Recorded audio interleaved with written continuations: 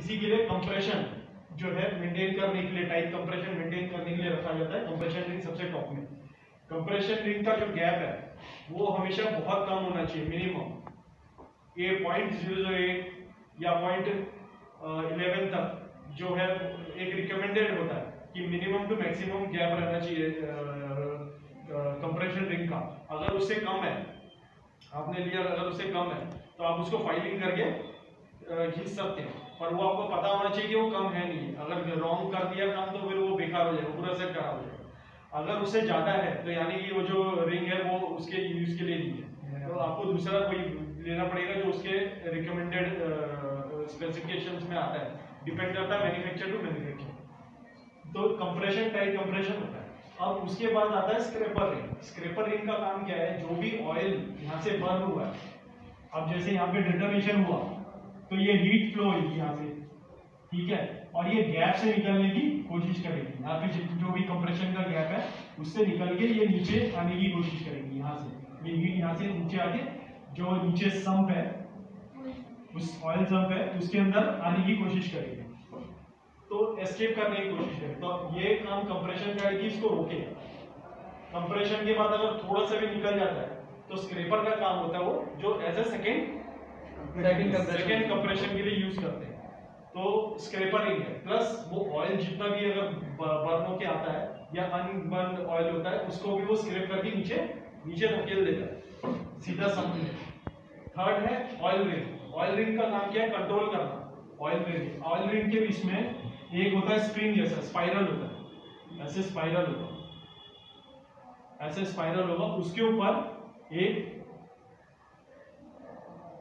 ऐसा मेश बना होगा, ऐसे उसको प्रोटेक्शन करने के लिए एक मेश दिया है, उसमें भी ऐसे होल होंगे, छोटे छोटे गैप बने होंगे, वो ऑयल होल होते हैं।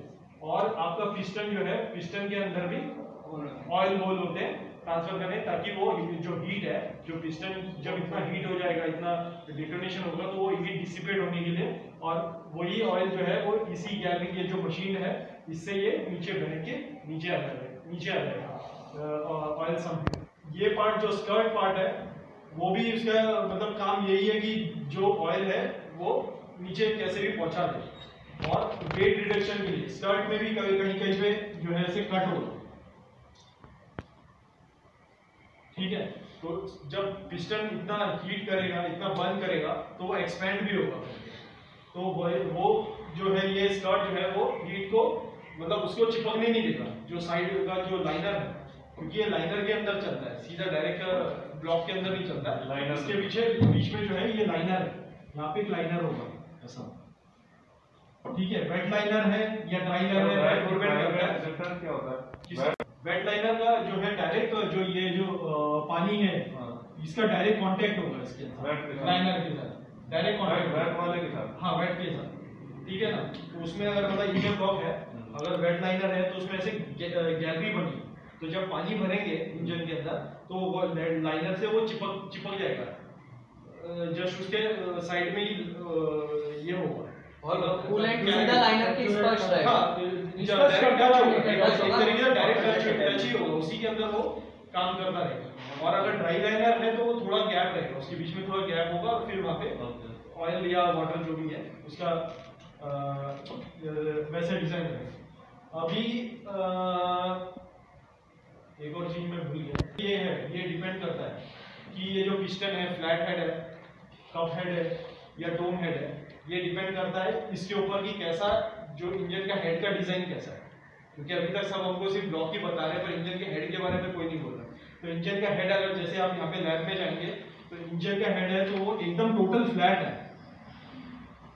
और उसमें एक सिर्फ दो वॉल लगे हुए हैं, एक इनलेट के लिए एक एग्जॉस्ट के लिए।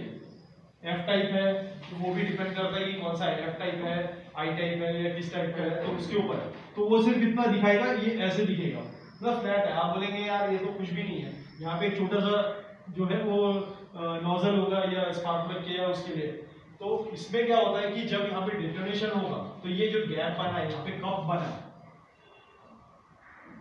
तो यहाँ पे एक्सप्लोजन होना चाहिए, इसका एक्सप्लोजन यहाँ पे होना चाहिए। ये कप बना है ना यहाँ पे, इसका एक्सप्लोजन यहाँ पे होना चाहिए। जब तो उससे क्या होगा कि जो एनर्जी प्रोड्यूस होगी, जितना स्पार्क होना है, जितना डिटोनेशन होना है, उसकी जो एनर्जी पुश होगी वो डायरेक्ट पिस्टन पे ही आएगी। इसी के लिए पिस्टन हेड जो है या तो कास्ट आयरन का होगा या एल्यूमिनियम एलॉय का होगा।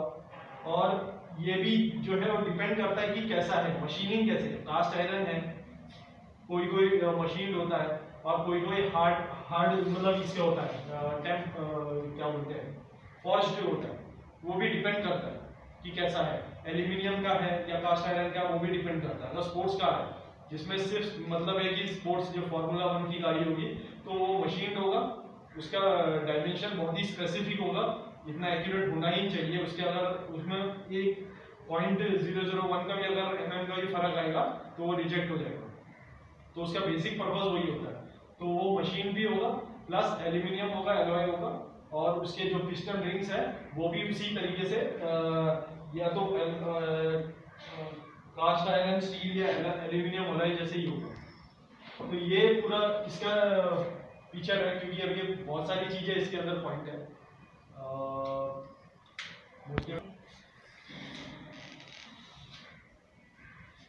जो पिस्टन का डिजाइन है इसके अंदर भी अगर नीचे से आप देखा जाए, ये स्कर्ट में ऐसे कट होता है, यहाँ पे एक कट होगा।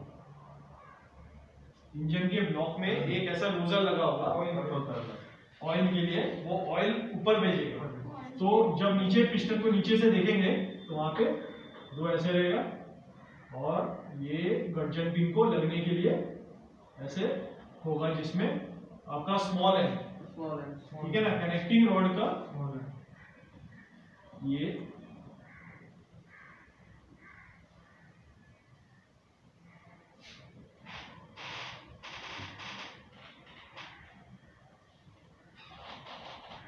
ये स्क्रू से यहाँ पे लगाया जाता है, ठीक है।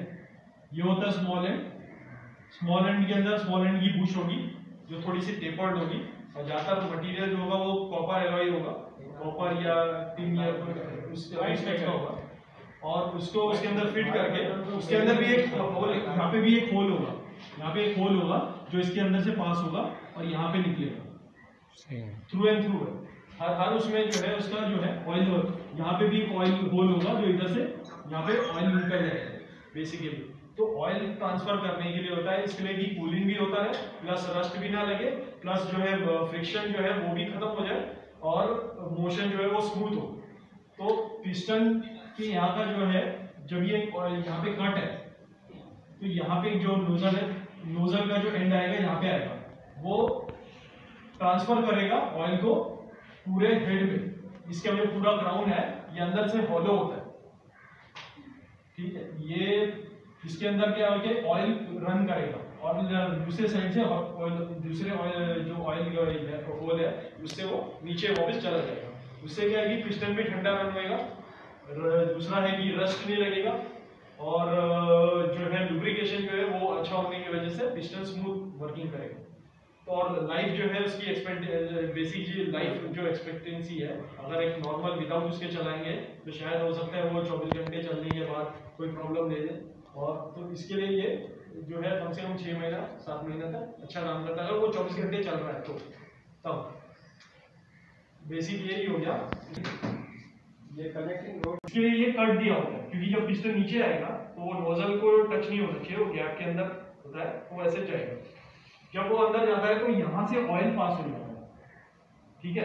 जो सब में जो ऑयल होता है वो ऊपर पास होता है प्रेशर की वजह से, तो वो पूरा अंदर सर्कुलेट होगा। उसके अंदर ये जो अगर इसको डाइसेक्ट करें, इसको हाफ करें, तो अंदर जो है सिर्फ वो ऐसे हॉलो बना हुआ पिस्टन गैलरी जैसे बनी, छोटा सा ऐसे गैलरी जैसा पिस्टन के अंदर बना हुआ।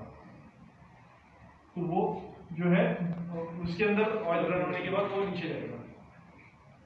पिस्टन इंडिया स्टार्टअप, अगर किसी ने बोला कि कमिंस का है और वो टाटा में लगा है, तो इसका मतलब नहीं कि वो टाटा ओन कर दिया, वो कमिंस बनाता है। कमिंस यूएसए अमेरिका बनाता है या जर्मन बनाता है, और कुछ इटालियन बनाते हैं, थोड़े बहुत चाइनीज भी बनाते हैं। हाँ, किर्लोस्कर भी बनाता है, पर किर्लोस्कर जो है वो किसके साथ मिलके बनाता है वो मेरे को अभी पता नहीं है। बनाता है जो ब्रिटिश कंपनी, अशोक सिर्फ ऊपर का फैब्रिकेशन बनाता है, नीचे का काम जो इंजन का है वो अलग है। जो ट्रैक्टर का वो थॉमसन करके है, वो बनाता है। अमेरिका की थॉमसन कंपनी है, जॉन डीरे जो एक है वो बनाता है, और मैन करके एक है वो भी अमेरिकन है, और इसके हाँ केनिया का पता नहीं है मुझे।